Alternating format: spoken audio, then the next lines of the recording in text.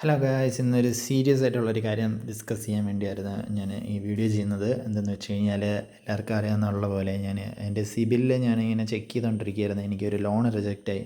അപ്പോൾ എന്താണ് കാര്യം എന്നറിയാൻ വേണ്ടി ഞാനിങ്ങനെ സിബിലിൽ കയറി നോക്കിയപ്പോഴത്തേനാണെങ്കിൽ അതിൽ ക്രെഡിറ്റ് സ്കോർ ഭയങ്കര ലോ ആയിട്ട് കിടക്കുന്നത്. എന്താണ് പറ്റിയെന്ന് എനിക്ക് ആദ്യം മനസ്സിലായിട്ടുണ്ടായിരുന്നില്ല. നോക്കിയപ്പോഴത്തേനാണെങ്കിൽ എൻ്റെ ബിലോങ് ചെയ്യാണ്ട് ഒരു ക്രെഡിറ്റ് കാർഡ് എൻ്റെ പേരിൽ കിടക്കുന്നുണ്ട്.